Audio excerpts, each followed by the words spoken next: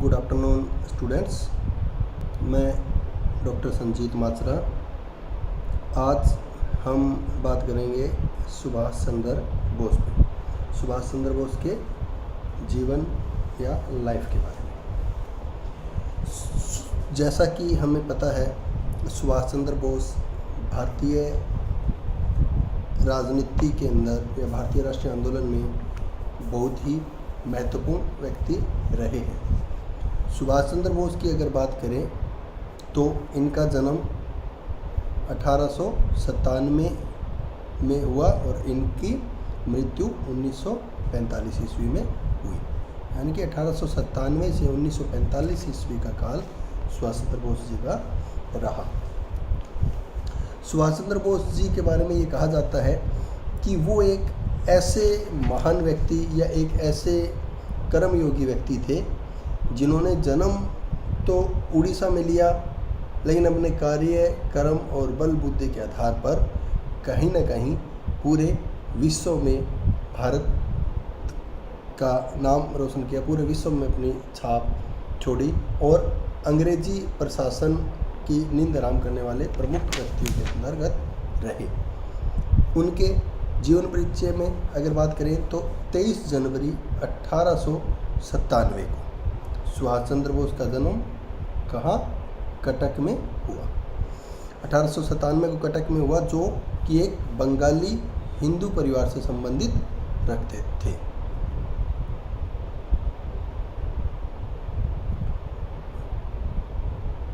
बंगाली हिंदू परिवार से संबंधित थे और वो सुभाष चंद्र बोस जी गीता के कर्म सिद्धांत पर विश्वास करते थे। उनके कर्म सिद्धांत को पूरी तरह से मानते थे और उन्हीं के अकॉर्डिंग, उनके खुद के शब्दों में हम ये कह सकते हैं कि उन्होंने एक बार कहा भी था कि समस्त जीवन व्यक्ति का एक रणभूमि के समान होता है और यदि व्यक्ति उसमें विजयी रहता है तो उसे मान व यश मिलता है और यदि उसकी मृत्यु होती है तो वो शहीद कहलाता है। इसलिए वो हमेशा कर्म के सिद्धांत पर विश्वास करते थे।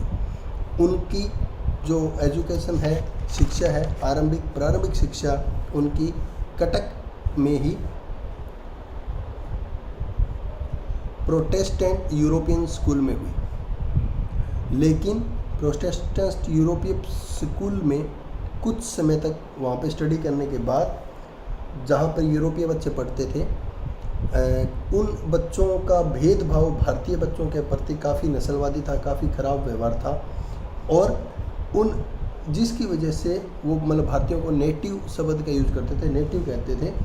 तो उस वजह से क्या हुआ कि सुभाष चंद्र बोस का और उन बच्चों के साथ झगड़ा सा रहा, जिस वजह से स्कूल के अंदर एक प्रकार से उनको उस स्कूल से निकाल दिया गया और 7 साल बाद उस स्कूल में बिताए 1902 से 1909 तक।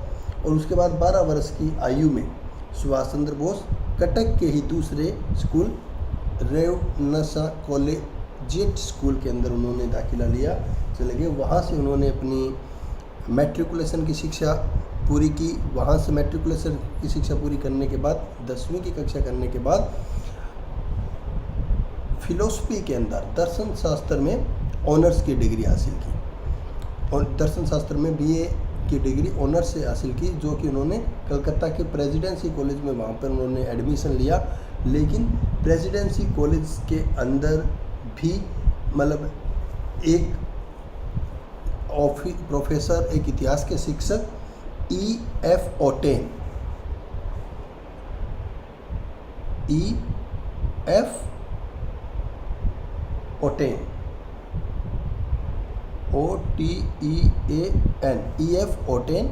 ने भारतीयों के बारे में असभ्य और जंगली कहा, जिसकी वजह से उनका झगड़ा हो गया और उस कारण से उनके साथ काफ़ी खराब व्यवहार प्रोफेसर के साथ हुआ। भारतीयों के कि उन्होंने अपमान समझा और उसके बाद उन्होंने उस प्रोफेसर के खिलाफ कार्रवाई करने की सोची या उनके साथ झगड़ा किया, उनकी पिटाई कर दी, जिस वजह से उन्हें उस कॉलेज से एरेस्टिकेट कर दिया गया, कॉलेज से सस्पेंड कर दिया गया और कलकत्ता विश्वविद्यालय के अंदर आने वाले किसी भी कॉलेज में उनकी एडमिशन नहीं होगा, ऐसा निर्णय लिया गया। लेकिन कुछ समय बाद कलकत्ता के अंदर ही किसी दूसरे कॉलेज, स्कॉटिश चर्च कॉलेज में उन्होंने दाखिला लिया। स्कॉटिश चर्च कॉलेज से पढ़ अपनी बीए की पढ़ाई पूरी की। वो आगे मास्टर डिग्री करना चाहते थे, लेकिन अपने पिता की इच्छा के अनुसार 1919 ईस्वी में वो इंग्लैंड चले गए, लंदन चले गए ICS की परीक्षा पास करने के लिए। ICS की परीक्षा पढ़ने के लिए लंदन चले गए और 1920 में, जैसा कि उनके पिता की इच्छा थी, उन्होंने ICS की परीक्षा पास भी कर ली। और कुछ समय बाद उन्होंने ICS की परीक्षा पास करने के बाद कुछ समय बाद उन्होंने ICS की नौकरी को छोड़ दिया। ICS की नौकरी छोड़ दी क्योंकि वो भारतीय राष्ट्रीय आंदोलन या स्वतंत्रता आंदोलन में भाग लेना चाहते थे।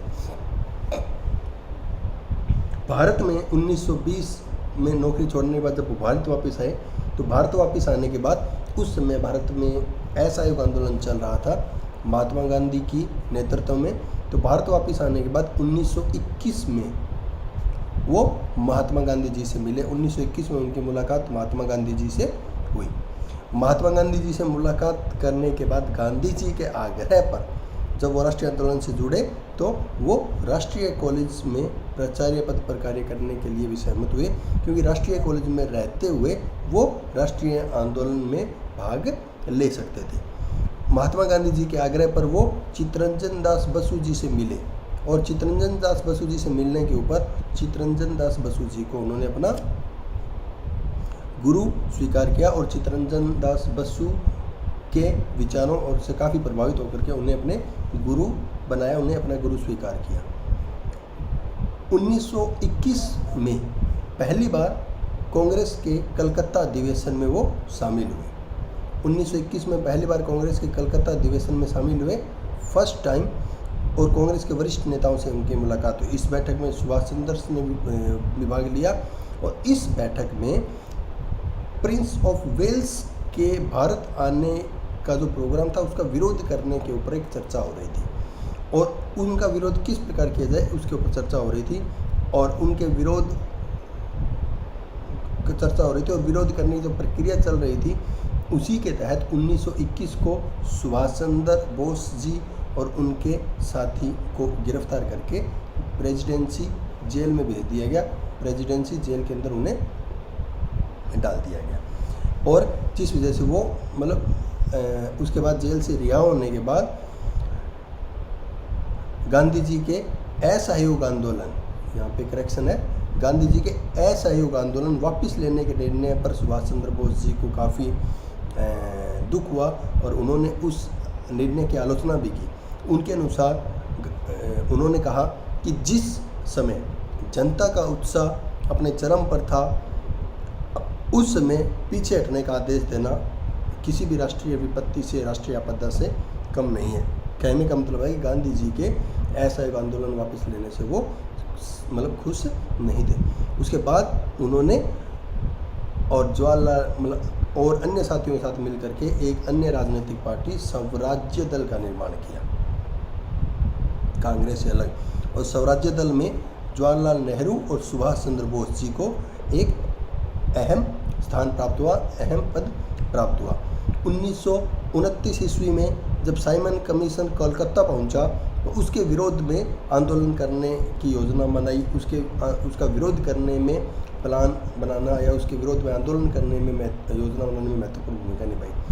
सुभाष चंद्र बोस जी के प्रयासों से साइमन कमीशन का विरोध करने के लिए लगभग 1 लाख के आसपास लोग इकट्ठे हुए और उन्होंने साइमन वापस जाओ का नारा लगाया। यानी कि इससे उनकी हम लोकप्रियता का अंदाज़ा लगा सकते हैं, लोगों में कितने तेज़ी से कितने लोकप्रिय हो चुके थे सुभाष जी।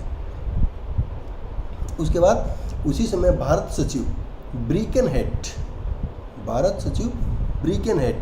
ने भारतीयों के को एक चुनौती दी। वो चुनौती क्या थी कि भारतीय ऐसा संविधान बनाए जो भारत में रहने वाले सभी लोगों को स्वीकार हो।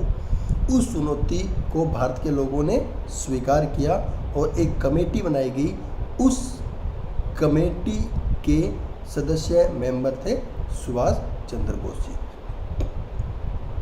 और जवाहरलाल नेहरू, सुभाष चंद्र बोस आदि थे और मोतीलाल नेहरू की अध्यक्षता में वो कमेटी बनाएगी। उस कमेटी ने एक रिपोर्ट तैयार की जिसे बाद में नेहरू रिपोर्ट कहा गया, और उस नेहरू रिपोर्ट को तैयार करने में सुभाष चंद्र बोस जी ने बहुत महत्वपूर्ण भूमिका निभाई। 1928 में कांग्रेस के वार्षिक सम्मेलन में सुभाष चंद्र बोस और अन्य कांग्रेस के नेताओं ने 1928 के कांग्रेस के वार्षिक सम्मेलन में, जो कि कलकत्ता में आयोजित हुआ था, पूर्ण स्वराज्य की मांग शामिल करने का प्रस्ताव पेश किया। और मतलब 1928 के सम्मेलन में ये चर्चा हुई। उसके बाद नेक्स्ट ईयर 1929 में जो लाहौर में अधिवेशन हुआ, लाहौर में सम्मेलन हुआ, उस सम्मेलन में वो पूर्ण स्वराज्य का प्रस्ताव पेश किया गया, और उस प्रस्ताव के ऊपर सभी ने सर्वसम्मति से निर्णय लिया और पास कर दिया, और आने वाली 26 जनवरी के दिन को स्वतंत्रता दिवस के रूप में मनाए जाने की घोषणा की, मनाए जाने का निर्णय लिया। उसके बाद 1938 में कांग्रेस के हरिपुरा अधिवेशन में सुभाष चंद्र बोस जी को कांग्रेस का अध्यक्ष चुना गया, कांग्रेस के अध्यक्ष बने, और उनके कार्य प्रणाली से, एक मतलब कुशल संचालन से उनका मतलब काफ़ी विश्वसनीय बन गए वो। और 1939 के त्रिपुरा अधिवेशन के अंदर सुभाष चंद्र बोस जी का नाम अध्यक्ष पद के लिए प्रस्तावित किया गया, लेकिन महात्मा गांधी जी उनके इस निर्णय से सहमत नहीं थे, उनके काम करने के तरीके उनको पसंद नहीं थे, इसलिए महात्मा गांधी जी ने सुभाष चंद्र बोस जी के विरुद्ध अपना कैंडिडेट पट्टाभी सीतारमैया, डॉक्टर पट्टाभी सीतारमैया को उनके विरोध खड़ा कर दिया। लेकिन उसके बावजूद सुभाष चंद्र बोस जी 1939 के अंदर कांग्रेस के अध्यक्ष पद पर जो मतदान हुआ उसमें विजयी रहे, और गांधी के कैंडिडेट के खिलाफ काफ़ी अधिक मतों से जीते। लेकिन वो कैंडिडेट बने रहना, कांग्रेस का अध्यक्ष बने रहना उन्होंने स्वीकार नहीं किया, क्योंकि गांधी को नाराज करके वो अध्यक्ष नहीं बनना चाहते थे। उन्होंने कांग्रेस अध्यक्ष से त्यागपत्र दे दिया, और त्यागपत्र देने के बाद 1939 में फॉरवर्ड ब्लॉक नामक एक पार्टी, एक दल की स्थापना की। फॉरवर्ड ब्लॉक भारतीय राष्ट्रीय आंदोलन में मजबूत करने में महत्वपूर्ण भूमिका निभाने वाली एक पार्टी थी। फॉरवर्ड ब्लॉक आंदोलन को और अधिक सक्रिय और चुनौतीपूर्ण बनाना चाहते थे, इसलिए फॉरवर्ड ब्लॉक के प्लेटफॉर्म से सुभाष चंद्र बोस काफ़ी एक्टिव और सक्रिय होकर काम कर रहे थे। 1940 के अंदर जब फॉरवर्ड ब्लॉक ने अंग्रेज़ों का भारतीयों को दूसरे विश्व युद्ध में शामिल करने की नीति का विरोध किया, उसके खिलाफ फॉरवर्ड ब्लॉक ने सत्याग्रह चलाया, जिसके कारण सुभाष चंद्र बोस और उनके साथियों पर राजद्रोह का केस करके, मुकदमा चला करके उन्हें जेल में डाल दिया गया, कुछ समय के लिए गिरफ्तार कर दिया गया। लेकिन बिना किसी मतलब पुख्ता सबूत के या बिना किसी बात के उन्हें कुछ समय बाद छोड़ दिया गया, लेकिन उन्हें उनके घर में नज़रबंद करने का निर्णय लिया गया। घर में जब वो नज़रबंद थे तब कुछ समय के बाद उन्होंने मौलवी के रूप में अपना रूप बना करके, मौलवी के रूप में पहचान बना करके वो घर से बाहर आए, घर से निकलने में कामयाब रहे, और रेलगाड़ी के माध्यम से पेशावर के रास्ते होते हुए सोवियत संघ, इटली और फिर जर्मनी पहुंच गए। जर्मनी पहुंचने पर सुभाष चंद्र बोस जी की मुलाकात हिटलर से हुई, और उन्हें और हिटलर से हुई, और हिटलर ने सुभाष चंद्र बोस को क्या कहा, आज़ाद हिंद का नेता नाम से संबोधित किया, यानी कि फ्राइज इंडी से फुहरर, जर्मन भाषा में फ्राइज इंडी से फुहरर यानी कि आज़ाद हिंद का नेता, इस नाम से संबोधित किया। 1941 में बर्लिन में आज़ाद हिंद संघ की स्थापना की। 41 में बर्लिन में आज़ाद हिंद संघ की स्थापना की, और 1942 में आज़ाद हिंद रेडियो की शुरुआत की। सुभाष चंद्र बोस जी जापान में भी गए, वहाँ पर रास बिहारी बोस द्वारा स्थापित इंडियन इंडिपेंडेंस लीग की स्थापना की गई, और इंडियन इंडिपेंडेंस लीग के माध्यम से, जिसे बाद में इंडियन नेशनल इंडिपेंडेंस लीग की स्थापना की गई। 1942 में इंडियन नेशनल आर्मी की स्थापना की गई, जिसे बाद में आज़ाद हिंद फौज का नाम दिया गया, और उसकी कमान किसने, कप्तान मोहन सिंह ने संभाली थी। लेकिन मोहन सिंह की मृत्यु के बाद, गिरफ्तारी के बाद सुभाष चंद्र बोस को उसकी कमान सौंपी गई, आज़ाद हिंद फौज की कमान सौंपी गई, और ये कहा गया कि एक सशक्त हाथों के अंदर आज़ाद हिंद फौज को कमान दी गई है। उसके बाद 1946 में जापान के प्रधानमंत्री के सहयोग से अंतरिम सरकार का गठन किया। भारत की अंतरिम सरकार 1946 में सुभाष चंद्र बोस और कुछ साथियों ने मिलकर के गठित की और उस अंतरिम सरकार को जर्मनी, इटली आदि देशों ने मान्यता भी प्रदान कर दी थी। 23 अक्टूबर 1943 को अपने उस अंतरिम सरकार के प्लेटफॉर्म से उन्होंने ब्रिटिश शासन के खिलाफ आज़ाद हिंद फौज के युद्ध करने की घोषणा की। भारत की आज़ादी के लिए आज़ाद हिंद फौज युद्ध करेगी उसकी घोषणा की। और आज़ाद हिंद फौज काफ़ी साउथ ईस्ट दक्षिण पूर्वी भारत के एरिया से उसने अंग्रेज़ों के शासन के खिलाफ युद्ध किया। लेकिन कहीं ना कहीं आज़ाद हिंद फौज के अंदर बहुत सारे अधिकारी, अफसर, कर्मचारी ऐसे थे जिन्होंने पूर्ण रूप से उस आज़ाद हिंद फौज में सहयोग नहीं दिया और कहीं ना कहीं जापान की सेना ने भी उस सेना का बहुत अधिक सहयोग नहीं दिया, जिस वजह से कुछ समय तक कामयाबी हासिल करने के बाद एक टाइम पर आज़ाद हिंद फौज हार गई। आज़ाद हिंद फौज हार का मुंह देख रही थी। उसी दौरान जब 1945 में सुभाष चंद्र बोस हवाई जहाज़ के माध्यम से अपने साथी के साथ सोवियत संघ के लिए रवाना हुए तो वो हवाई जहाज़ 1945 में जब रास्ते के अंदर दुर्घटनाग्रस्त हो गया और उनकी मृत्यु हो गई। उनकी मृत्यु पर हालांकि अभी तक संशय बना हुआ है। उनकी मृत्यु को ऊपर अपने अलग अलग आयोग, कमेटियां भी बनाई गई, लेकिन कुछ निकल नहीं पाया, कुछ प्राप्त नहीं हो पाया। सुभाष चंद्र बोस की महत्वपूर्ण रचनाएं क्या थी? Indian struggle, the Indian struggle और एन इंडियन पिलग्रिम, ये उनकी महत्वपूर्ण रचनाएं थी।